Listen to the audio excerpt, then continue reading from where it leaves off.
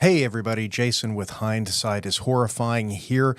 YouTube gave us a little bit of a headache on this video. It gave us a copyright notification, even though we're pretty sure what we do when we use little clips of the video for educational purposes to review the video and tell you guys about it, falls within the confines of fair use. But regardless, we went ahead and blurred the little videos and we put a fun graphic up in some other spots. We had to do that just to get the video uploaded to YouTube. But if you want to see the video as God intended it, look on down below in the description, and there is a link to the same video over on our Rumble channel. And there you can see it just like we made it. So with that being said, on with the show.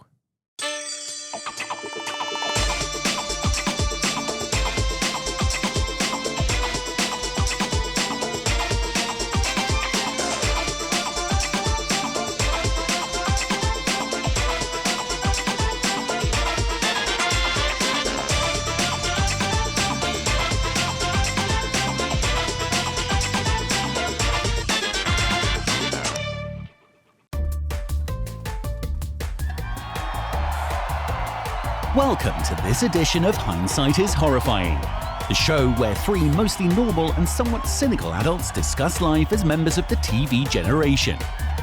Now here are your hosts, Darth Jada, Jason Mitchell, and Adam B. Hello. Hi. And welcome back to another edition of Hindsight is Horrifying. Again? Yes, again. Jesus, when is Don't it worry. going to end? Eventually, you can go to the judge and you can say you've done enough. And, I've served my time. Maybe the judge will terminate your probation early, and then you don't have to do this anymore. He won't, though, because I'm the only girl. You're here for our conjugal visits. Ooh, Adam, is your microphone on? I don't know. Can you hear me? Check 1, 2. Check. I hope nobody could have heard that. There he is. Hello. Oh, I hear He's myself back. now. Yeah, we know what we're doing. Clearly. We are back with our final episode of our series, Summer of the 1970s. Yeah. And Mr. Brown decided to pick something that was a lighter way of sending off our favorite Yes, decade. no more I was post-apocalyptic. tired of dystopian futures. Yeah, there's a lot. After the Lahaina fire, it seemed very dystopian Yeah. to me. I said, okay, that's it. So I just went to free association and I relaxed my mind. And a movie materialized that I just remembered as being fun, titillating, and humorous. And that movie was Meatballs. Yeah, this is an interesting pick for me because whenever I was a kid, for some reason, I think my parents just associated this with Porky's. Yes. Or Animal House. No, It's specifically Porky's. It's an upscale Okay. Porky's. It's an upscale Porky's. And Yes. because I was banned as a kid from watching Porky's, I was also banned from watching this. That makes sense because later on in the movie where, what's the kid's name who's like the electric professional, like he can fix anything. Oh God, why'd you say that? I don't know, but he's drilling a hole in the wall of one of the cabins, and it made me think Hardware. of Porky's. Hardware. And Yeah. when he's drilling the hole in the wall, you find out it's because they're stealing an AC unit. But when he was first doing it, I was just like, oh no, this is going to lead to dirtiness. I know that was exactly. So maybe that's why they thought of Porky's. Yeah. That could have something to do with it. And it's not. There's nothing in the movie that's objectionable. No. Any real. I mean, of course, There's implications. There's implications. Well, in 2023, every frame of the movie is objectionable. But in the real, I don't know. I'm not woke like it, but there was some of it that was a little cringy for sure. Well, like when the girl attacked him, Bill Murray. I'm going to slap Yeah, you exactly. before this night is over, Mr. Brown. Bill Murray was the innocent victim. He in that was. scenario. He Oh, was dear just God. there, and she jumped on him and made him fall off the couch onto the ground. No, it's lowbrow. Like there's a guy here laying on the pier that they're painting, and of course they're just painting around him, and he rolls into the water. But do you know who directed this film? Well, yes, I do. Oh yes, That'd be Mr. Ivan Reitman, yes. And you saw who one of the writers were, or the main writer? Harold Ramis. See, Yeah. we've got pedigree there. And Spaz's brother was one of the writers too. Oh, Yeah, there was a group of writers. Yeah, there were two Blooms. One played in it. One was one of the writers. It's interesting how much this movie started. You know, like an entire career of Ivan Reitman as a director. He had done stuff before, obviously. Well, because wasn't this the first one? I had that in my this was notes his somewhere. first, It was yeah. the first of their like 6 collaborations. Which, Well, it was Ivan Reitman's directorial debut, yeah. and it was Bill Murray's first pick as a lead, probably. Yeah. Well, he wasn't too keen on it. Apparently, the legend is that John Belushi talked him into taking the role because it would make him into a film star. Yeah. And it did. And he was, I believe Bill Murray was contractually obligated due to his agreements with SNL at the time. So he had to be involved. But yeah, he took the starring role. A lot of Canadians in this, A too. lot of Canadians. Well, it was shot in Canada. Yeah, it was filmed in Canada. Is Bill Murray Canadian? No. Okay, I'm no. sorry. I know Now, Aykroyd Spaz is isn't he? Canadian, and he was actually the Canadian casting director because they did shoot this like 2 hours north of Toronto at an actual campground. Now, do you know the character of Spaz, who, like I said, I can't remember if he's John Bloom. There are two Blooms. One was a writer. His name is And Jack Bloom. Jack Bloom. Okay. So he was almost not picked Correct. for the part of Spaz. Who And- was Well, the first pick. who do you, because I'm going to ask Adam Brown, who in Oh, the geez. 1970s? Oh, well, it could have been any of the Carradine boys, I guess. It could have been. It could have been. His name was Eddie. Mm-hmm. Eddie Deason. Eddie Deason was actually the person they were going to give the part to. Also known as Eugene from Greece. Yeah. Oh, Eddie okay. Deason. Yeah. All right. One of the goofiest looking motherfuckers of all time. Yeah. Yeah. Well, that was his whole career, was playing Eddie Deason. Oh, yeah. Yeah. But he was committed to doing 1941. Oh, okay. So, I remember yeah, that film, so too. Yeah, so he bailed on that. Wise decision, probably, on his part. Probably. Not to piss off Spielberg. Yeah. But no, this is, well, why don't you, Darth, why don't you Yes, give us a a summary. brief synopsis? Oh, well, yes, I can do that. So the synopsis, for those of you who have not seen Meatballs, is Bill Murray stars as Tripper, who guides a fun-seeking collection of lovable campers and libidinous staff members through the unique pleasures of a hysterical co-ed Libidinous. summer I experience. like that word. Oh, That's I a good loved word. it. I made sure to make note of it. Libidinous. Because, oh my God, the entire point of the CITs is to get laid. Well, That's just, it's a movie about horny teenagers for horny teenagers. Yes. well, yeah. That's the movie. Except you know. Bill Murray's, what, 29 in this movie? He was more of a horny, kind of approaching middle-aged man. Yeah, he settled down at the end. But he hasn't settled down in life. No. No. No. If the Geena Davis interview is to teach us anything. Are you familiar with the Geena Davis interview? I was Jason? telling him Yeah. about it the Yeah. other day. It's quite, even I, the crazy perv that I am, felt very uncomfortable watching poor He is a Geena. crazy perv. Yeah. I can verify that. Well, and of course, Bill has had some recent allegations made against him, which, you know, just allegations. Well, they You know. even followed up the Geena Davis thing with that. And he said, well, you know, I was trying something that I thought was funny and it wasn't perceived that way. And that was his defense.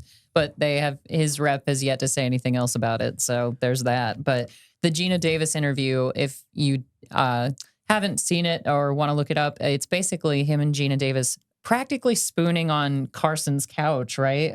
Was it Carson? It wasn't Carson. Who was it? It was, who was the whoop, whoop, whoop? Arsenio Hall Arsenio. Arsenio, Hall. Thank you sorry. very I knew it much. was a night show. Very Who different people. played Winston Zedmore in the animated Ghostbusters. Oh, is that right? Also Who was chosen over. Also directed by Ivan Reitman. So But the actual Ernie didn't get to play him. No, yeah. Ernie Which is so sad. Hudson auditioned for the role and he didn't get Yeah. it. Ernie Hudson did not get the. He did not. No, it was like the Charlie Chaplin story where he Yeah. entered a Charlie Chaplin contest and came in third. Yeah. Ernie Hudson did not get to play his own character in the animated Yeah. series. It was Oh, my. crap. That is really bad. No, but regardless, on Arsenio, Bill Murray is basically spooning Geena Davis and trying to like pull her Yeah. dress strap Trying to- down and Yep. like just petting on her all creepily and stuff. And she said, yeah, it was really, you know, it was kind of creepy when I first went to audition in a hotel room. It's kind of a Weinstein-esque a little audition. bit, and A he little kept bit. trying to massage her with some sort of The massage thumper. tool. It's called the thumper. Yeah. Whatever happened to Geena Davis? She used to be in movies, but she's not in movies anymore. No. Chris. Oh, I'll tell you in the morning. Anyway, yeah, so apparently Bill Murray's a bit of a creeper in real life. I mean, It's all in fun. It's always all in fun. It's a bummer because I always thought his and Geena Davis's characters were so cute together in Ghostbusters when he's doing that little like hop toward her in front of the fountain. What? Geena Davis. Who was not? Sigourney Weaver. Sigourney Weaver. Shit. Yeah. Sorry, I always mix the two of them up. That always happened. She had a senior They had moment the same there. hair in the 80s. Yeah. Wow. Yeah, that was a senior moment for me for sure. Yeah. Now you know what it feels like. Just I've been hanging around you too much. multiply that by 100, and that's my day. These will start happening more and more frequently. No, I legit always mix those two up for sure. And after you get married next month, they're going to start 2 months. 2 2 months. months. Well, October. okay, that's true. It's almost September. Yes. So, yeah, once you put the ring on, you'll find that that starts happening much more frequently. My powers are weakening. That's just how it works. Yes. Oh no. Yeah, You got a little crystal on there. You think it's going to help you. it's not. No, but the It's point is, not. like, I've always found the dynamic with him and Sigourney Weaver very adorable. Yes. Because the way he flirts with her in Ghostbusters, I always just thought he was this cute, funny guy. But then later in life, of course, Well, that look, perception gets ruined. And, you know, actors aren't their characters. I fully understand that. But Yeah, I think that in a movie like that this, was the point of that story. I think in a movie like this, the actors are probably a lot closer to their characters Right. than in other projects. And you have to remember, this was, this period, the SNL years for so many of the greats that were out there, Dan Aykroyd and Bill Murray, and Chevy Chase. and all these guys. And Dan Aykroyd's talked about it. They literally just had bowls of cocaine. Mhm. And that's how you did this show every week. And it was high energy. It was, it was drink, do coke, get laid, and do the show, and then right back at it again. Well, that's And- why and- Pete and Davidson took issue with. the entire human race. Well, no, they have issue with him. Oh, that's but right. It's the other way around. Louis Yeah. C.K. got him in trouble on SNL because he saw Pete Davidson smoke a joint basically, and he was like, "You're ruining your life, kid. You're going to ruin your career." And he told on him.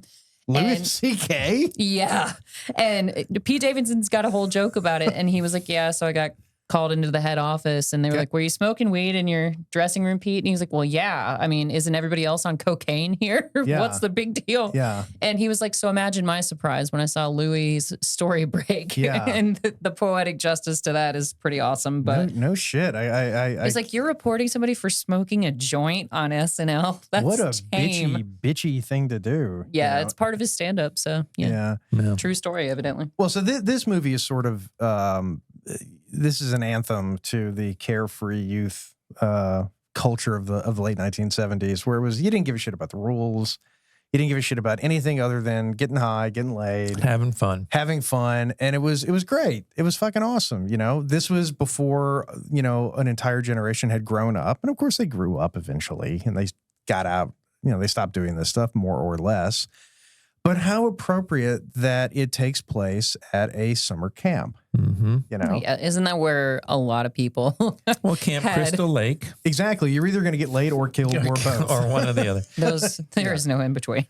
But it is a story of camp counselors. How simple of a plot is that? The entire movie, the whole way. Counselors in training because they're CIT. Counselors in training. That's true.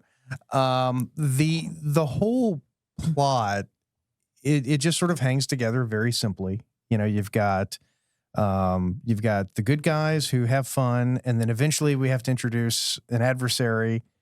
So that's the other camp. Right. And you have to have a The rich competition. kids. The rich kids, and then you have to have the competition in the end, which really doesn't mean anything, but it gives the movie, it gives the audience the sense that It gives our heroes an underdog quality because Yeah, they never yeah. win the Olympiad events at Right, the end of the yeah. summer. So yeah. which is like, why do they even compete with them? You see, I thought something was going to happen with this story because the poor 6-year-olds in a cabin. I know. There's one of Oh, them's the got a poor little frog. pet frog, and he takes the little lid off the shoebox, and he's like, "Look, there's my pet frog." And they're like, "That frog's dead." And he goes, "No, he's not. He's just sleeping." And even the camp counselor, one of the sweet ones. It's like, yeah, let's let him sleep a little bit longer. I'm sure he's okay. Well, and then nothing ever happens. Well, there was a with that. 20-minute side story that got cut. Yeah. From the movie. Well, no, that is true because they actually cut out a lot of the CIT scenes because they wanted to ingratiate more scenes with Bill Murray and yeah. Chris Makepeace is his yeah, name. what a name. So Rudy. Yeah, Rudy. Woody yeah. the Wabbit. Well, that Woody whole Wabbit. line, that whole thing with the frog, I liked that just from the standpoint that it really sets the tone of the characters. The that, compassion. Yeah, these are people who, yeah, they're guys who just want to get laid and smoke pot, but they're actually there. They're sweethearts with the kids. They want to yeah. help the kids. They want to be nice to the kids. Well, and that of course is reflected in Tripp's relationship with Rudy, Yeah, which is big really time. the heart and soul of the movie. Absolutely. Because Rudy, you can tell he doesn't have the greatest relationship with his dad. It's implied that something happened to his mother. His mother's not present. And Rudy. Was it explicitly stated that she was dead?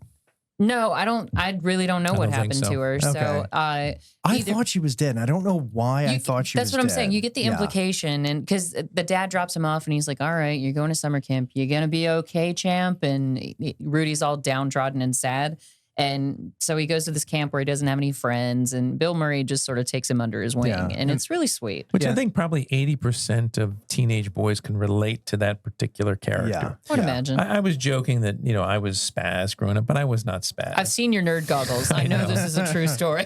That's only when I entered active duty and I got my birth control glasses, government issue, actually. But before that, it's just, that's one of the things I really remember through here is here's a kid that he's shy, but Tripp takes him under his wing and then encourages him to excel in an area that he just wasn't aware that he had the capability. Yeah, and that really speaks to audiences. And I think it's one of the reasons why, because the movie was a huge success. It was a big surprise success. It was Really? it was filmed on a shoestring budget, but it Yeah, ended I up think making, it was like 25,000 or something. and like it made like 70 million. Yeah. And once again, on a Yeah. real campground. Yeah. So a lot of the scenes that happen are actually happening in real life. Like Parents' Day, that was really occurring at the actual camp when they filmed that scene. Filmed in the parking lot of which store? Kmart. Oh, Kmart, By yeah. the way. What's Well, a Kmart? And also, it was filmed in the late I'm being 19th. facetious, don't worry. We mentioned this last week on the show. It was filmed in Canada in the 1970s during that period when you could deduct 100% of the capital Yeah, investment. you did mention that on Kiss of the Tarantula. So it was a huge success. Mhm. And I think, you've obviously had, people knew Bill Murray from Saturday Night Live. Well, especially since he references one of his own characters in the beginning Yeah. when he's he's making fun of Camp Mohawk, and there's somebody saying, "Oh yeah, there's a 2-year waiting list, and it costs $1,000 a month to attend this camp." And Bill Murray steps in and pretends to be one of the counselors or the lead counselor or something of that camp instead of Camp North Star, I think is the one that he actually is in. But he said, "Oh yeah, I'm Jerry Aldini," and apparently that's the name of his lounge singer Yeah. character from Yeah. SNL, Star which I didn't. Wars. Yeah. Jerry Nothing Aldini. but Star Wars. But apparently, yeah, love that was that a when I was a popular kid. character in 1975. That so. was huge. Bill Murray was, this was back when these people were giants. Mhm. I mean, they were institutions on TV, and it was this complete counterculture kind of thing. They broke all the rules. They did TV wrong, but it worked. Well, it wasn't like anything else you could see Exactly, on TV. yeah. It was a breath of fresh air. Yeah. And it was live television. Yeah.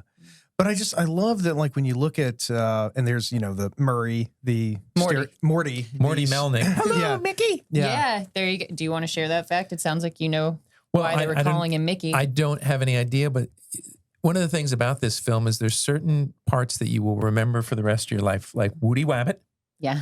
and the Woody hot the dog, Wabbit. the hot dog Yeah, the hot eating, dog where eating. he's like moving his stomach and shaking his stomach, which would make any Do normal the person. truffle shuffle. But the Hello Mickey piece, I just that stuck with me. I don't understand the So- etymology of it. But Do you please know the original name for Mickey Mouse? Yes. Oh, Mortimer. That's why you were on the right track. yeah. Hello, Morty. Mortimer Yep. Hello, Mouse. Mickey. Yep. And Morty. Because what Morty Adam's Melnick. referring to, hindsighters, is the fact that Bill Murray is constantly pranking Morty, the guy who runs the camp. Yeah.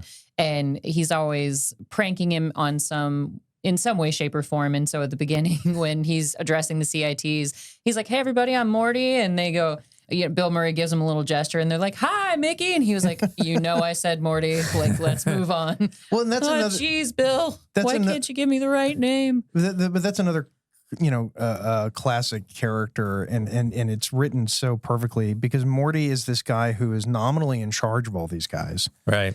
and they disrespect him and they pull pranks on him and all that stuff, but there's no consequences.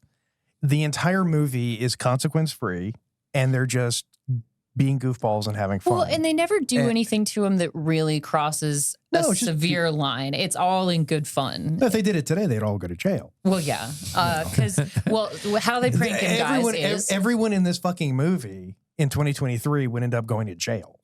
probably. And None of them would be allowed alone with any of the children. No. Yeah, I was about to say you wouldn't have that scene with Bill Murray playing blackjack for peanuts with Rudy. That would never happen. Exactly. Oh, how inappropriate he's playing cards with this young lad.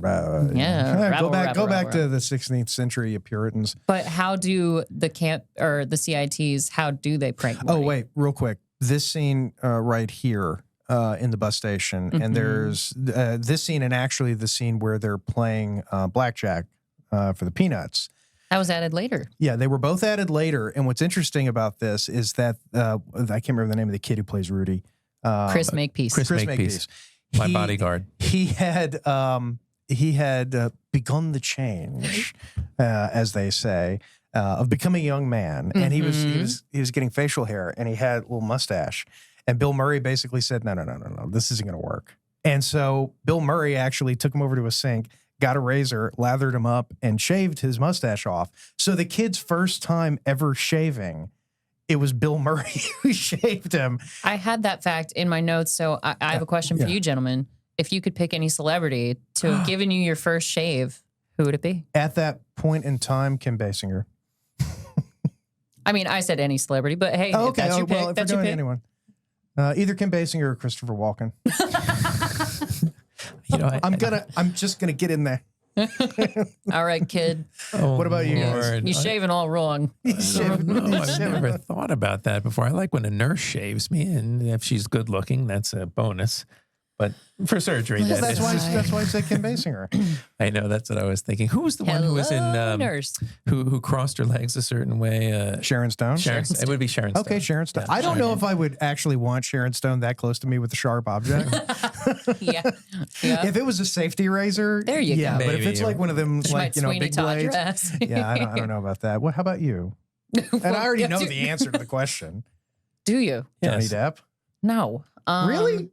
Same reason. If I- Mel Gibson. I've never had to shave my face. Would you like Mel Gibson to Well, paint then your fine. toenails? Shaving somewhere else. Oh, I'm not Wherever. answering that question. yeah, I wherever. refuse. What, like armpits or whatever? Well, Ladies got to shave other stuff than just their magic triangle. Come on. The landing strip, Their little slice of magic bacon. triangle.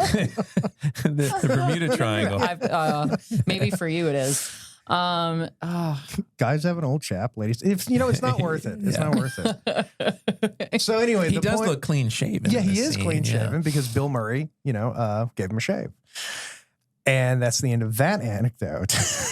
But it was filmed. But it led to later, some so, interesting conversation. But Chris Makepeace was in some pretty big films about this period, and then just essentially fell off the face of the earth. Oddly. I think he went behind the camera. Oh, perhaps. I think he ended up doing more. A lot of these guys actually. Let's find out. Yeah, a lot of these guys ended up doing stuff. Spaz really, he does producing work. He does writing work. He's actually done quite a bit of writing. And the only person who, other than Bill Murray, who really went on to do a lot was Hardware. Yeah, Hardware has been in a ton. Oh my of gosh! stuff. I looked at his resume, and he's still up until now. I think 2023, he's got 3 or 4 projects. Yeah, there's a literal article that says, "Whatever happened to Chris Makepeace?" Whatever happened to Chris Makepeace? But the interesting thing is you have it's a great ensemble in my mind, but then you have certain people who excelled in acting and then moved into other areas, and even. Who was the big heavyset gentleman who ate the hot dogs? What was his name? Frank? Just Frankie? pulling up the resume. He's got a Jewish last name, I thought. Matt Craven is the guy who plays That's Hardware. We can see He is still, I mean, look, 2023 was just on an episode of Justified. Keith Knight. Finkelstein. I think Finkelstein is his name. Keith But Knight. he goes by Fink in the movie. Right. He did quite a few films, but then died at an early age. I think he was 56. That's unfortunate. Yeah, Chris Makepeace hasn't been in a movie since 2001, evidently.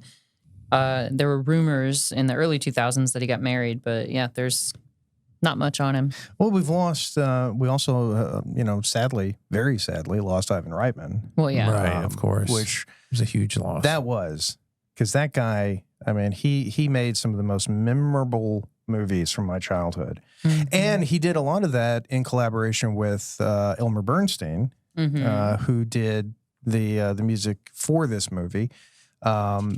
Also did Ghostbusters. Also did Caddyshack. Well, I mean, Elmer Bernstein. Elmer Bernstein. Sorry. Elmer Bernstein just is such a weird story because this guy did, Ten Commandments, Magnificent Seven, The Great Escape. I mean, just like these epic, memorable things. But then he got blacklisted. And What for? Well, being a commie. he wasn't a communist, but he was blacklisted during the whole the Red Scare. I never knew this. And he ended up doing it's so weird. Oh my God. He did Nibbling her bottom. Sorry, I had to look at that. we did. This is where she attacks ruthlessly poor Bill Murray. From This scene- underneath him. Yeah. This scene would not be in the movie. But they look, okay. I'm just going to defend this scene because Mansplain it to me. Yes. No, I'm just I'm gonna, no, joking. I'm just going to explain joke, that son. it's very clear they have a relationship.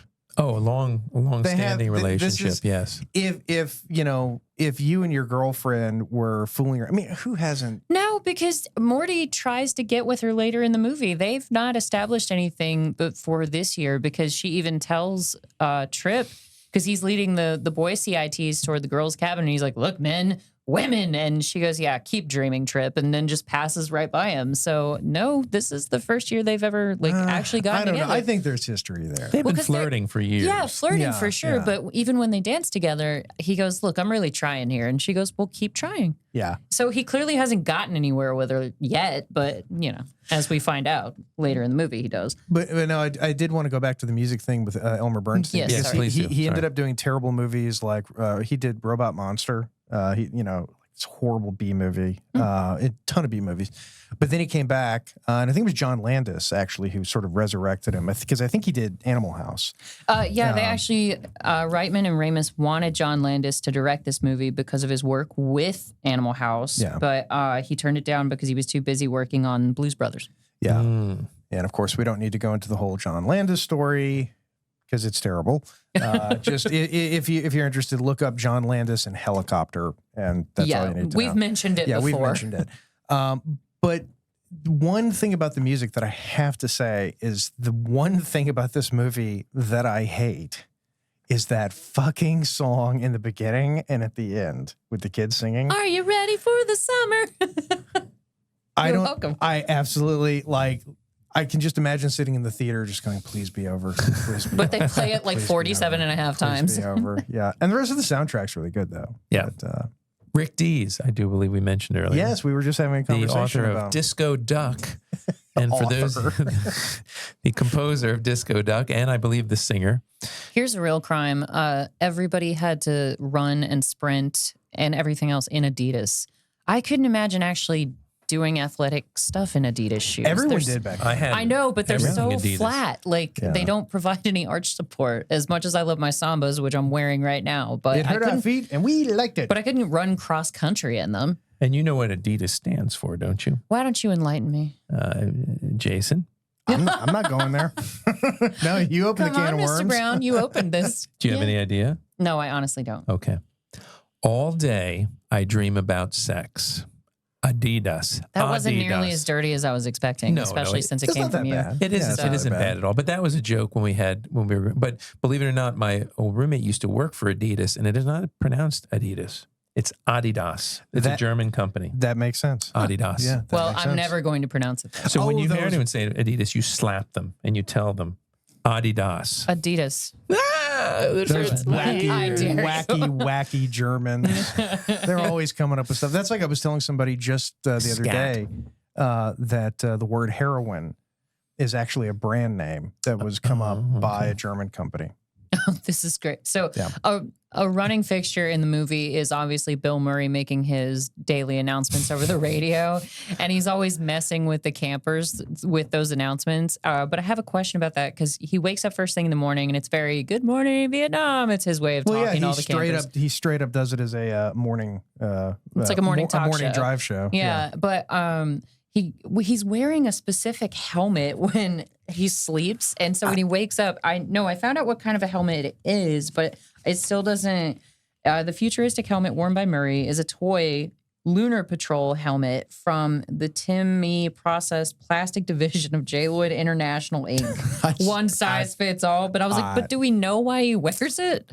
As a joke. As a joke. I'm sure. But he's asleep. Just being No, he wasn't. He puts it on. He puts it on when he gets up. He grabs it from the side. I thought he woke up with it on. Okay. No, he puts it on. It's a part of his shtick. I love this scene. I love in the boat. Yeah. Yeah, because I just love the idea. You know, like it's my first time I've ever kidnapped a guy, and it's just so she can say, like, by the way, I like you, not him. And he's so happy that he got the girl and his friend didn't. Yes. Because all's fair.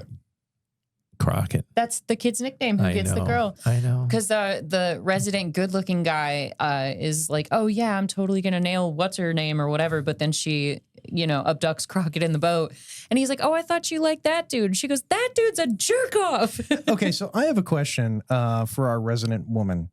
Oh no. Okay, so we have a character wearing thigh-high leg warmers. Now I'm a fan. Don't get me wrong. I think that's a trend that should come back. Right. To your knowledge, did any human being actually ever wear those? Oh, absolutely. That was actually a thing. Yeah, mostly for dance, not really for tennis or anything like that. This is more of like a fashion statement that she's got going on, but it's usually specifically for dancers to keep your muscles warm because you're stretching and like really working your lower legs. So yeah. Leg warmers are a thing. And in the early 80s, when I was a little they became more of a fashion naughty boy, I went into the girls' dorm where I knew my friend was working out with her little gym friends. He went full Bill Murray. And I opened up the door and I took a snapshot and they're all like, they are all wearing those little knee-high things. I'll find that picture. I'll show it to you. Yeah. But she's like, they're all like, what are you doing? I would do that. Yeah. We would also do panty raids. Oh, yeah. Shocking. Yeah. Yes. But yeah, mostly my friends. But he never gave the panties back. That's a callback. That's a huge callback, yes. He seemed to enjoy the panty raids more than the other guys. But yeah, mostly like my tap dancing friends and ballerina friends would wear them to keep their lower legs warm. All right. Legit. I've never seen them in the wild, so Well, you were born in the wrong generation. They're not really a fashion statement as much as they used to be. growing up in central Louisiana, you're not going to see a lot of things designed to keep you warm. No, that's true. That's Maybe true. that's what that explains it. Yeah. But Daisy Dukes, tons of those. But I love what's Spaz and his friend think, because they're such teenage boys in the sense that like, oh, a girl looked me in the face. That means she wants to have sex with me. She wants you. No. She wants it is what Fink keeps saying, because these two girls are staring at Spaz and they're just kind of giggling and being a little demure. And Fink goes, oh, she's staring at you, man. That you should go talk to her. That means she wants it. But here's the funny thing, though, is because I have a kid and I get this perspective on 13, 14-year-old kids. That is so a thing. Oh, it is. Because, I mean, there's they don't watch the show, Well, so I'm not going to name any names, but there was one in particular who literally a girl was walking down the hall and bumped into him. And it was all like, oh my God, dude, did you see that? Did you see that? Oh, you need to go talk to her. She obviously likes you. Well, it's like the Eddie Izzard bit. It's like when you're that age, you don't have the verbal skills to be like, Susan, I saw you from across the room. The sunlight gleamed in your hair and burnt blue fire into my soul. I immediately read the words of Dostoevsky and Karl Marx and then the words of Albert Schweitzer. I fancy you. No, it's more, hello, Sue. I saw you in the room. And that's teenage flirting. Yeah. So it's terrible. Teenage flirting is the worst. And I was the worst of the teenage flirters. I didn't even start dating till I was like 16 because of that, because of how terrible teenage flirting was. My God. I was never a flirter either, but I do remember a Really? time. Believe it or not. Believe it. Believe I it or- don't. But I do hearken back to the time when, just a touch, just a brush from a woman was electricity. Yeah, it made you all fizzy. Oh my God. A look or a touch or even just a little kiss on the cheek was enough to send your brain exploding. Please, extra fizz. Yeah. Yeah. Yeah. So now I understand why Spaz was able to, at the very end, juggle all those teacups because he got the little kiss on the cheek that gives you power. And Oh my strength. God. Yeah. At that age, I mean, that's the age when it literally, if a girl's like, I know you can do it, you'll go fucking do it. Oh, You know, yes. like, I Yes. mean, I know you can run a marathon. Fine. I'm going to go fucking run a marathon. I guess I'm gonna. You know. But yeah. But that's like the entire concept. The kids, not so much. It's really the CITs that are the ones that are super focused on sex. But it's funny how Bill Murray will just talk to a little, I guess, 12-year-old boy like Rudy. They go running every morning. And because Rudy's whole thing is that he messes up when he's playing the first soccer game and he accidentally scores for the other team, I think. Yes. And yes. so they're like, why do we have that idiot on our team? He sucks. And so Bill Murray takes him and builds him up from there. And they go training together every morning to help Rudy, train for the Olympic event at the end of the summer. Yeah. Well, that's one of the things that comes with maturity. When you're young, you care about everything, how they're looking at me, whether I'm going to be picked. You're sitting there, please don't pick me last, please. Because then you get to a certain age where you just don't care anymore. Yeah. I've never cared. That's the Yeah. problem. I'm just like, oh, I got picked last. I will. Yeah. Well, you've always been ahead of your time, Darth. Oh, shucks. Unlike Jason and I, we're No. typical. Yeah, we were very, yeah. typical. Yeah, but I was a girl. typical I was kids. allowed to be ahead of my time. Well, You that's guys true. were You busy matured trying to much score. faster than we did, and probably are more mature than both of us combined. But that's all right. Well, it's like on that note, though, we are coming up on All our right, first let's break. take a So break. we will be back in about 1 second. And we're back Yeah. and continuing to watch Meatballs. Thank God. I was getting sick of hearing Adam talk about his underwear. Well, let me regale you. There was a time in history when men wore tighty whities. Yeah. And when I say tighty whities, they were tight and white. Unless you were Joe Oh, Namath. is that what that means? Yes. I never knew. If you were Joe Namath, you wore a slingshot brief. Oh, yeah, Yeah. no, I was not Joe Namath. Yeah. But we know. I remember my mom bought me a pair of boxers as a kid, and I did not like them. They suck. No, they all bunch up, Oh, and- you swing low, and it's just not comfortable. yeah. Well, my only logistics question with boxers is like, how do you wear pants with them? Because like, it seems like they would ride up Oh, and they get like do. really in the way. Yeah. Like If they'd you- be bunchy almost. Especially if you're wearing blue jeans. Yeah, that's what. It's like they just. How did Tom Cruise get away with that in the 80s? Oh, he didn't. He was wearing tighty He was whities wearing and very top tighty. Yeah, that's and true. very kind of whitey. Sorry, Yeah. Tom. I'm not curious. But then science came up with an answer: the boxer brief. Oh, it was a game changer. I mean, it literally was a game changer. I love how excited they are. There about is this no right now. going back. Well, because A, I didn't like wearing tighty whities, but I couldn't wear boxers. So what do? I wait for the boxer briefs to You wait for arrive. science Yes. to catch up Because with you're not going commando. No. No. And what took so long to put wheels on suitcases? I can't. Isn't that amazing? I still can't believe it. We're we went comparing the invention of we boxer went briefs to the moon. Yes. Before we put wheels on suitcases or combine the boxer and the brief. Mm-hmm. So that tells you there's still ideas out there. There's great ideas. There's great ideas out there, Yeah. We're comparing wheels on suitcases to going to the moon. Yeah. Uh-huh. Okay, just Yeah, checking. It's all in the timing. Yeah. Because, anyway. So I have a question about the scene that we're on right now because it goes on for like 7 unnecessary minutes. Yeah, But- it was cheap to film. No, I know. But so Bill Murray is trying to, he's very good at this. He's good at rallying spirits and getting everybody revved up for, the next big event in the Olympic events at the end of the summer. And he gets up now and he's got this speech that I think I've heard both of you allude to on the show where he's like, yeah, it doesn't matter if we lose. It just doesn't matter. It just doesn't matter because all of our women are going to date those rich dudes across the lake anyway. Naturally. Yeah. And I was just like, that reminded me of both of you because I've heard you talk about that on the show. Well, It's a big picture speech is what it is. yeah. That's but he's saying this to like 12 and 14-year-olds. Yeah. So it's Well, just, that's one of the things that's so endearing about Bill Murray in general, and he does the same, the same bit in Ghostbusters and tons of other movies where he's the schlubby hero, yeah. and it's the look, we're gonna get screwed anyway. Let's just go out there and do it in style, and let's do it in a way where we laugh and we know the other guys are gonna win, but they're not going to enjoy it because we'll be the ones laughing. Well, his general sense of humor with the kids is hilarious. Like when he's trying to pep Rudy up, because Rudy's usually a little down and out, and he's like, "So, Rudy, let's talk about you." Yeah, he's like, "You ever do time, Rudy? You know how to hotwire a car yet? You ever been with a girl, Rudy? Like, just you ever been to a Turkish prison, Billy? Like, it's just ridiculous." That's another thing I'll bring up. When you're 14 years old and an adult pays attention to you, it is. Oh, it's a game changer. It's intoxicating. Yeah. Because I remember, Rudy here, I think is 14, 15 years old, believe it or not. He was born in 64. This came out in 79. And when were you born?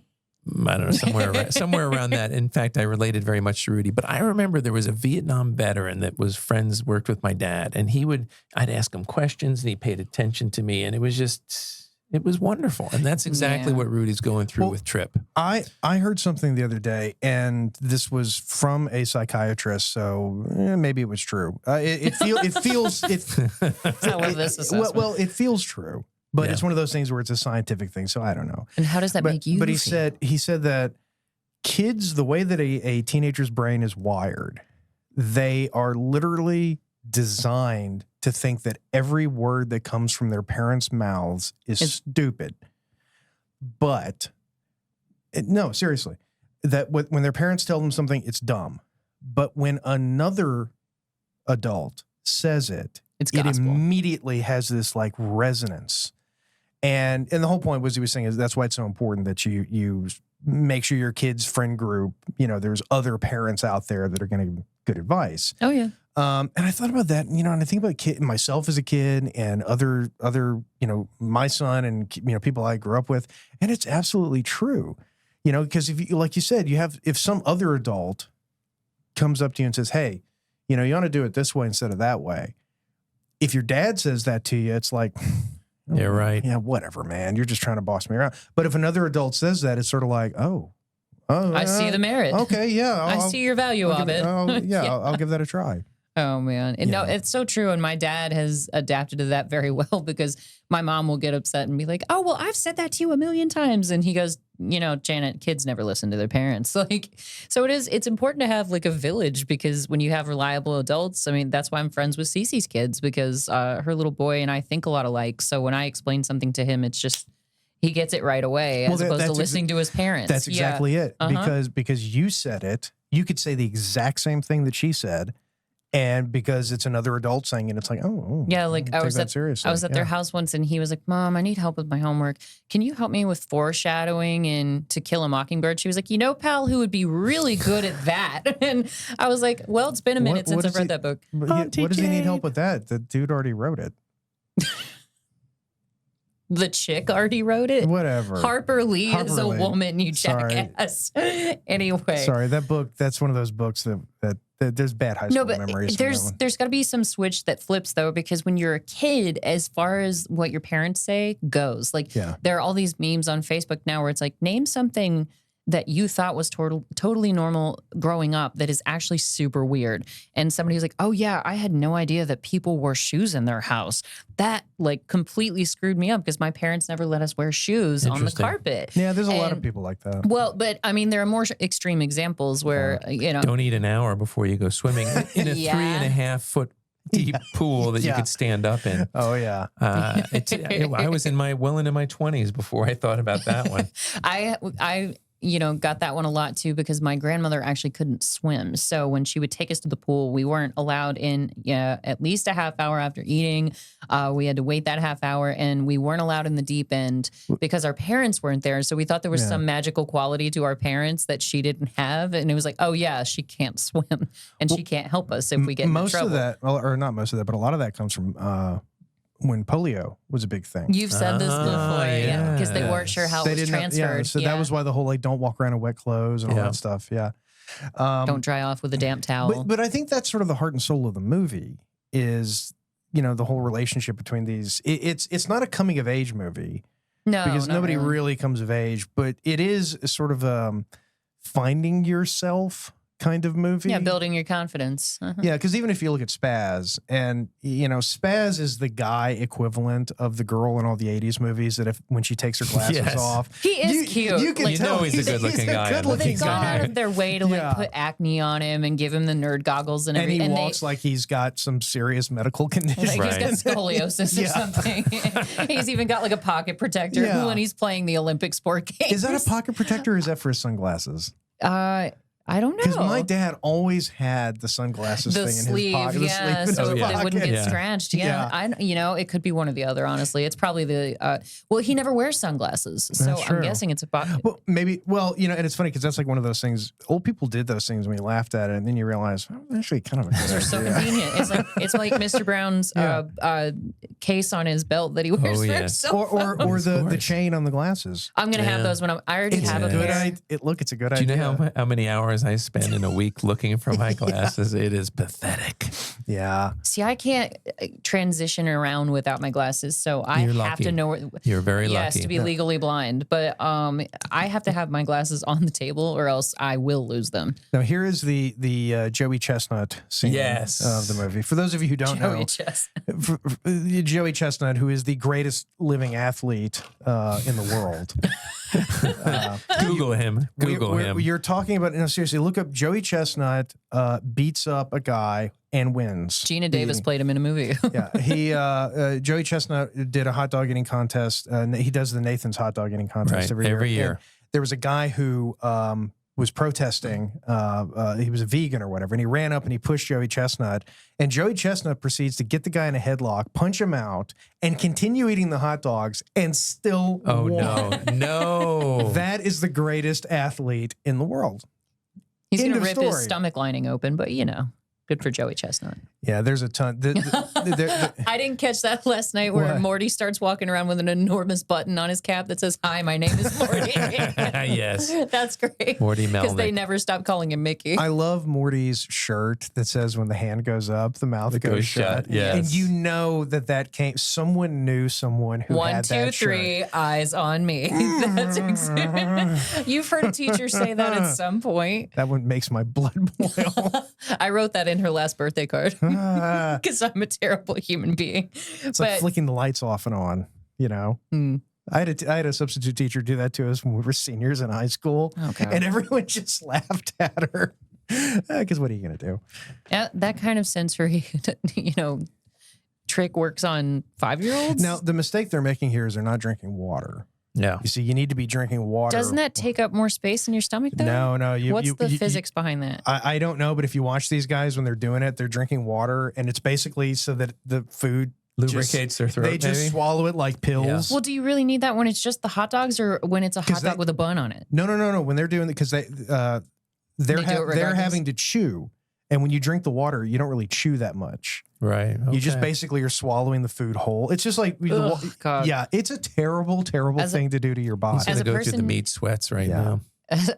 Are those a real thing? Oh, I've heard them referred to on Joey mentions it on Friends. Is meat sweating a real thing? Yes. The first time I went to one of those Brazilian meat restaurants. Like Fogo de Chao or something? Yes. Yeah. It was actually in Brazil, and they would just carve off all this meat, and it was really wonderful. But then that night, I had nightmares, and I was shaking, and beads of sweat were coming from it. I kid you not. Different kinds of alcohol. There's like a Jesus. cow sitting on a tree next to you talking to you. Hi, Bob. Yeah. It was. Kiss me, Bob. You want to. I could never eat in one of those places again. It was a castrated steer. So I ate salad after that for like a week until everything came out. It took a while. Well, hopefully boxer briefs were in existence by then. That's why you don't wear white. You see, that's what I'm saying. You don't do that. So no skid marks. Oh, here's a decent thing to note. Apparently, all the cast did their own stunts. Really? All these death-defying dives into lake water. Well, I know that Bill Murray fell onto that log, but the log looked very squishy when he fell onto it. Squishy. I think. It was a squishy log. Well, and a lot of termites. at least the initial outfit that he had with the red shorts and the Hawaiian shirt, that was Bill Murray's actual outfit. So, those are his shorts right there. And you can tell it was the beginning of the time when shorts got shorter and shorter. Yeah, those are some hot pants he's got going on. Oh, that was just, no one seemed to notice Like the shorts were look getting at like shorter. Larry Bird playing Yeah. basketball in the 70s. It's almost obscene. And they had the socks with the 2 green stripes. Yes. All the way up to your knee. All the way up to your knees. So basically, leg warmers. Yeah. Actually, Oh, good point. Yeah, There Yes, you leg go. warmers. But yeah, so we're about to get to Rudy's triumphant moment in the movie.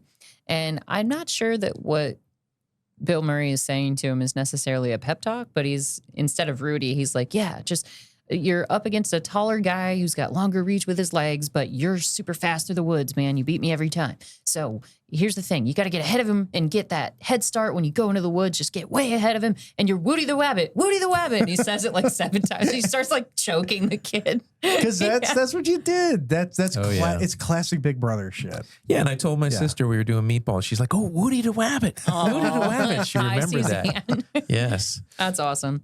Yeah, it's a movie that definitely But It leaves go an ahead. essence. it really does. But It this really race does. scene, it's about to be 17 and a half minutes long. And it reminds me of your argument about cars in movies, Jason, where it's like, you don't need to show the entire freaking race. Yeah. We get in a car, we know we're going somewhere. I don't need to see the entire road trip. Like this, they follow the kids the entire time. I think the fact that it's at the end of the movie makes it a little bit more tolerable because you're already so far into it that if there's one scene that goes on too long, and you are right, it does slow the pacing down a little bit. Well, there are several scenes like that because I mean they show like the Well, again, it was cheap. kindergartners, doing the potato sack race, and then Yeah. this happening, and like a couple of different things, and it's made abundantly clear that North Star has to win by cheating, Yeah. Yeah. or else there's no other way they're gonna win. Yeah. And but we skipped over what I thought you gentlemen would enjoy the most about the movie, which was when all the CITs go to another island to get laid. Yeah. Yes. Yeah. Yeah. And that's where Bill Murray Without finally. consequences, Exactly. which is nice about Evidently. movies. yeah, isn't it? I don't know. Why did Bill Murray ask Roxanne to move in at the end? That's right. You There never might have been know. a bun in the oven. Or might have been. Well, yeah, but remember, you can't get pregnant if you almost do it. Yeah. That's important. That was important. I love that was a lesson. question because one of the girls has come of age. And so they're like, oh, yeah, you just have to be careful because you can still get pregnant even if you almost do it. And the CIT is like, what? See, and again, if that happened today, if there was like a girl who said, "Oh, Susan got her first period," there'd be a lawsuit. It was a different time. It was a different time. My son often tells me, who's 15 years old, I wish I lived when you were young. You just got on your bike and you went for a whole day. Yeah, your We mother were did feral. not give a fuck where you were Yeah. unless it was dark outside. They didn't want to know where you were. Oh, they didn't care after it was dark. I They mean, didn't want you dirtying up their clean house. Like That's right. that was that was mom's day to clean and get everything back the way that she wanted it. I was telling my wife, and I don't think I told this to my son because you have to maintain a certain level of credibility. I'm confused. But I remember being a kid, being a teenager, and one of my friends, or a couple of my friends, and tell me if I've told this story before. Probably. I We've probably repeated have. several stories on this But podcast. the story about the metal Band-Aid box that we filled with gunpowder. You've only told that once, and that was a long time ago. So repeat it. It's a good one. Yeah, so a buddy of mine, or a couple of buddies of mine, they literally get one of these old tins. I remember 'em. the Band-Aid tin. And a guy took a box of shotgun shells from his dad's gun cabinet, and they cut the ends off, and they filled the thing up with gunpowder. Yeah. Yay, And Woody. they put a paper or a toilet paper, I think, into it to use as a fuse. Oh, Lord. And I remember all Oh, of my us God. on our bikes going in circles while these two idiots, and they lit it, and it did blow up. Yeah. It blew up right when the guy touched it, and I think. And I don't know this for sure, but to this day, I think he actually still has a piece of the Piece of Band-Aid tin. Shrapnel. He sets off metal detectors. Yeah, but here's the thing. He got that. He had metal stuck in him, and he just went home. Yeah. Yeah. I don't even think I think he put some hydrogen peroxide on it, put a Band-Aid on it. Yeah, I mean, back in the it day. was fine. We were in a subdivision. Nobody cared. Nobody called the cops. Oh yeah, like when I was a kid, we had a dog that literally jumped up and bit me in the face, and my grandma was so freaked out about my mom finding out that she's just and I'm like literally just with mercurochrome, or what they used to call it, methylate. No, but I've just got Mercurochrome, blood just pouring out of my forehead. And my grandma was like, okay, let's not tell your mom. She's going to be really mad. Let's not tell your mom. And I was like, Nanny, you've got blood all over you. I've got blood all over me. Like, I think she's going to notice. What is your mom going to say? But I never got stitched up, nothing. Like, they just cleaned me up and made sure that I wasn't going to get an infection. And I still have the scar in my eyebrow to this day. And What happened to Jade? It was coming of age. she found a dead body in the woods. Well, see, I was thinking about that the other day too. Like when I was a kid, particularly like from like maybe like 10 to 16, I was like always injuring myself. I mean, Same. it seemed like I always had a Band-Aid on. I had always, like put my hand somewhere I shouldn't have, and there was something sharp, and I pulled it back, and it was I always had covered in Band-Aids blood. around my fingers. Yeah, like we always. were always doing stuff like that. And I just think, like, when did I stop? Like, I didn't get smarter. I know that, but like You started sitting behind a desk and tapping on a computer. I guess that's it. Yeah. You Unless weren't the climbing computer- on rocks and falling down and cracking your skull. I haven't. You became an indoor boy, Gene. Remember you used to get shiners? Oh yeah. Or like you got hit with a baseball and you got a bump on your head. I haven't had a bump on my head in 20 years. I think the last time I got like any sort of face injury was I was in this dive bar in college, and one of the women in the women's room had broken the hinge on the door to the stall, and I just, they give so easily. I went to push it open and immediately came back and smacked me in the face. And I walked into work the next day thinking I had covered my eye sufficiently because I had a shiner from it. Yeah. And my friend India was like, oh my God, did your boyfriend punch you in the face? And I was like, no, otherwise you'd be reading a story about him being found dead in the Chattahoochee River. No, the real story is much more embarrassing. So yeah, let's go with that. I got punched in the face by my boyfriend. That's cool. But it was youth, and it was, and I think that's why the movie still resonates, to this day. Because there are certain movies that when you watch it, you feel that little pull of back to being a kid. Like when I watch The Goonies, when I watch The Goonies, I'm not watching it as an adult. I'm watching it as like 95% an adult. And there's Goonies never say die. Yeah, but it's like movies like this or movies like that, they just have this connection to this freer time. See, I'd say the movie like that for me is probably The Sandlot, because it's an afternoon of your friends banding together to try to get you out of a heap of trouble. And coming up with all these harebrained schemes and just, playing outside till it's dark and, just getting into shenanigans. But it's not nearly as wild as this movie, obviously. But no. That was one of the first movies I saw that sort of gave me that nostalgic feeling. And I like the good old Morty at the end. There's the touching moment where Bill Murray lets him have some champagne. Because, and again, that's the whole thing. Morty provides the champagne and then they deprive him of it. Yeah. But what's great about the movie is that you have almost no conflict. You've got a little bit of conflict with the kids and Rudy in the beginning of the soccer game. It's everyday life. It's not like some huge mountain to climb. It's not like Nellie Olson from Little House on the Prairie. Yeah. And you do have... What a reference. Well, I was just talking about that today with my sister, so... And you have, Camp Mohawk, which are the bad guys, but they're not even... Are we the baddies? It's like you don't even care about them. Like, you know who they are. You know how it's going to end up. So it really all is just actors doing performances and interacting with each other and kind of trying to figure life out. Yeah, you're right, because there aren't any official stakes. It's not like some big bet between the camps and, this camp is going to shut down if it doesn't win the Olympic Games. Exactly. Like, nothing is really at stake here. If Demi Moore doesn't earn enough money, they're going to lose the house. If this movie was made in the 80s... And he's going for it with that kiss, too. Yeah, if this movie was made in the 80s, that's exactly what it would have been. It would have been that if we don't win this competition... we're gonna lose the camp. The camp stays open. Yeah, that's exactly what it would have been, and that's fine. That's a whole different genre of Morty, and it's sweet. It's almost their just little send off of Morty at the end. So they've been hindsighters. They've been putting Morty. And how the man doesn't wake up without them having drugged him in the first place, I don't know. But I'm pretty sure he's drunk. I'm pretty sure he's hungover. I hope so, because isn't Bill Murray drinking schnapps with Rudy at some point when they're playing for peanuts? No, when they're doing that's... I thought I saw schnapps bottles. That's interesting. They have half of bus is covered over. Who knows? Because But it's not a school bus. Yeah, I wonder if that's if yeah, had they to may do have that for just some taped reason. it so it doesn't say school. But so the ongoing prank with Also, by the way, kid shirts back then were way cooler. sure. I mean, they just were. Like, I look back at the shirts I had, whenever I was a kid, it's like Star Wars shirts and, He-Man shirts. They were so much Well, that's why cooler. they sell those shirts now at Target for adults for because we adults. miss I those know. from when we were Yeah. kids. Like I've got a Nickelodeon shirt that I love that's got all the cartoons that I used to watch on Saturday mornings and Yeah, stuff. yeah. Yeah. But the ongoing prank with Morty is that they keep placing his bunk in weird places. Like they tie him up in the trees at one point.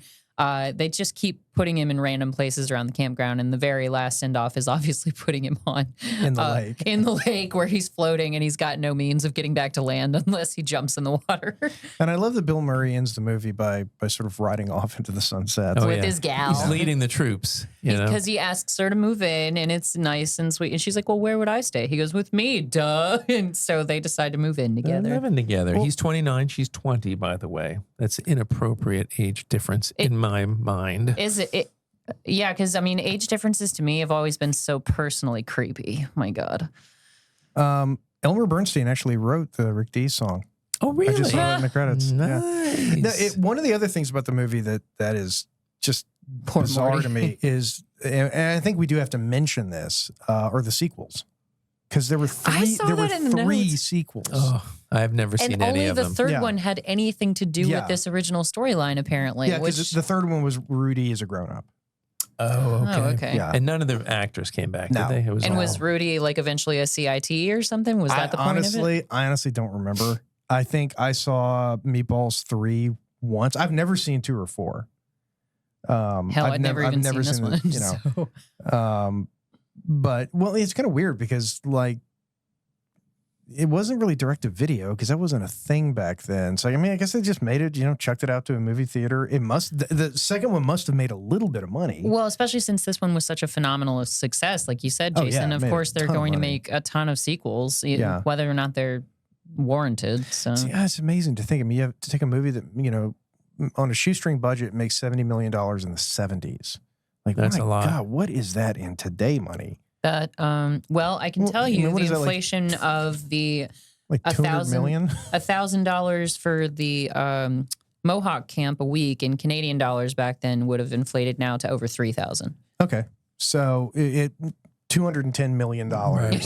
That's incredible. On basically Well, it's- a budget of nothing. It's Yeah. that's even more nothing than like Smokey and the Bandit, where Bert earned a quarter of the $4 million for his salary, but then it earned over like $170 million in the box office. It Right. beat the hell out of Star Wars, like it broke all these records. Yeah, And the producers would like to thank Adidas of Canada.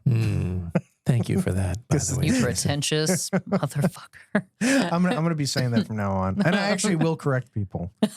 You must. Now that I know I can. Adidas, yes. Oh, you said Adidas. Oh my God. You're so common. How? So the guy who played the stomach, Peter Hume, it's always interesting to see the history of these guys. He was just a friend of one of the filmmakers. They went to college together and they gave him this role, but he was an Olympic wrestler. Really? Yeah. Huh. And he would have gone to the Olympics, but they were being boycotted. Oh yeah. remember? Yeah. Ruh-roh. So he missed out, but he ended up becoming an Olympic coach and then it ended up as a history teacher. So Aw. not all of them make it, Yeah. but they Although, do make it in their own special way. Is he happy? There you go. That's the question. If the dude's happy, then he won. Yeah, no, he had a very satisfying life. Yeah. I mean, because that's really what it all comes down to. So deep, Jason. Well, it is, and I think it's one thing I like about movies like this is it sort of reinforces that because it's like, well, we're the losers, we're the crap camp, we're the, you don't have the money to go to the really nice camp. Who cares? We're But happy. this is the vast majority You know. of society. Well, Like, as long as yeah. you're, That's why it resonates. So Yeah, much. Yes, exactly. That's why it resonates. We're all schlubby heroes, or we who you could. calling schlubby? Yeah, we're all schlubby. Who are you calling schlubby? Everybody is. Excuse What you. does schlubby Yeah. mean anyway? Yeah, you're either in the system or you're a chump, and we're all chumps, and you got to make the best of it. And movies like this resonate, and here we are watching it 44 years, Oh, yeah. 45 years Yep. later, Mm-hmm. still works. Hard to say Alf to Seinfeld on this one for me. Straight 5 for me because this is the first time I've seen it. I enjoyed it though. It was silly and adorable. slapsticky. I normally say that when I watch a movie for the show, I pick up a lot more. Yes. And I don't really think I Did you this time? did. No. I think it is what it is. And I like it as much, maybe a little bit more. Maybe it might have touched the heartstrings a little bit more. So I'll give it a 6. Okay. You know. Yeah, I'm going to give it a 7 because Ooh. I remember when I first saw it, I did love it, but it took me back. I was living in the moment when the movie came out. So it was like, oh, this is fun. Yeah, I wish I Tidy whities. lived a life. But yeah, I didn't even address tidy whities when I first watched it because that's what I was wearing. It was the standard, yeah. Right. And I didn't know who Ivan Reitman was. I didn't know who Harold Ramis You was had when I no watched idea. this. But now I do. Yeah. I knew who Bill Murray was from SNL. Well, yeah. Yeah, I mean, think about what this movie gave us. I mean, the career of Ivan Reitman. Bill Murray would, I'm sure, have ended up a movie star anyway. Yeah, because for But whatever reason, it definitely would have been a different career. because for whatever reason, I You know. thought Scrooge was his first starring role, where he Oh, was like God. where he was the one like top billing Oh, leading no. person. I don't know why I thought that, but No, Scrooge was pretty far in. I know. But yeah. for whatever reason, I thought he was always part of some sort of ensemble, like Oh. in Caddyshack. I never realized he was a headliner this early in life.